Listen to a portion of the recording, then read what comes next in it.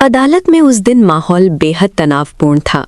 दाऊद का वकील पूरे आत्मविश्वास के साथ खड़ा होता है और जैसे ही जिरा शुरू होती है वो कानून की मर्यादा भूलकर पिया और सनवाल के रिश्ते पर बेहद नाजायज़ और शर्मनाक सवाल उठाने लगता है।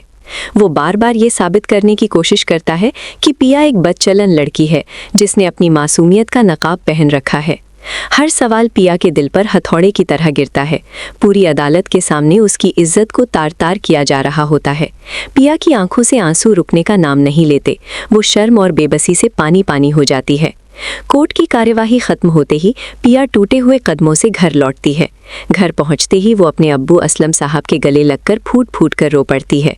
अब्बू, अब मैं किसी को अपना चेहरा नहीं दिखा सकूंगी। उसकी आवाज़ कांप रही होती है। असलम साहब अपनी बेटी की ये हालत देखकर पूरी तरह बेबस हो जाते हैं। उनकी आंखों में आंसू और दिल में सिर्फ एक सवाल होता है, क्या इंसाफ सच में जिंदा है? दूसरी तरफ दाऊद अपनी जीत पर बेहद खुश होता है। वो अपने वकील की पीठ थपथपाते हुए घमंड से कहता है, मान गए वकील साहब, आज तो आपने उस बाप बेटी को कहीं का नहीं छोड़ा।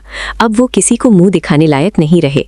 वकील भी अहंकार में डूबा हुआ जवाब देता है, अगली पेशी में फैसला हमारे ही हक में होगा। उधर सनवाल से पिया का ये दर्द देखा नहीं जाता। वो उसी वक्त वुजू करता है, जामाज बिछाता है और अपने रब के सामने झुक जाता है। रोते हुए वो सच्चे दिल से दुआ करता है, ऐ मेरे खुदा, पिया जी बिल्कुल बेगुनाह है, तो कोई ऐसा वसीला बना दे कि उन्हें इंसाफ मिल जाए और जालिम बेनकाब हो जाए। सनवाल की तड़प और सच्चे दिल से मांगी गई दुआ फौरन कबूल हो जाती है। उधर आलियार को जब पता चलता है कि दाऊद के वकील ने कोर्ट में पिया के कैरेक्टर पर कितनी गंदी बातें की हैं, तो उसका खून खौल उठता है। वो गुस्से में अपने घर जाता है और अपने अब्बू की अलमारी से वो खुफिया फाइल और पुराने रिकॉर्ड निकाल लेता है जिन्हें दाऊद सालों से छुपा कर बैठा था। आलियार वो सबूत लेकर सीधे पिया के वकील वहीद के पास पहुंचता है और बिना कुछ कहे फाइल उसके हाथ में थमा देता है। वहीद सबूत देखकर हैरान रह जाता है। आलियार चुपचाप वहां से चला जाता है।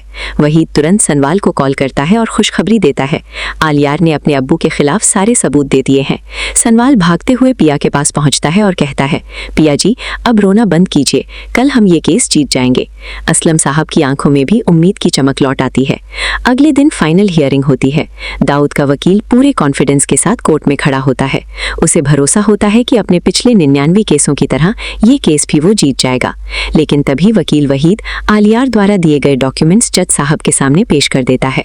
जज साहब जैसे ही दाऊद का काला चिट्ठा देखते हैं, उनका गुस्सा 7वें आसमान पर पहुंच जाता है। तमाम सबूतों के आधार पर अदालत दाऊद उर्फ मूसा को 10 साल की सख्त कैद की सजा सुनाती है। फैसला सुनते ही दाऊद पागल हो जाता है। अपनी हार वो बर्दाश्त नहीं कर पाता। अचानक वो अपनी जेब से पिस्टल निकालता है, पिया को बालों से पकड़ता है और गन उसकी कनपट्टी पर रख देता है।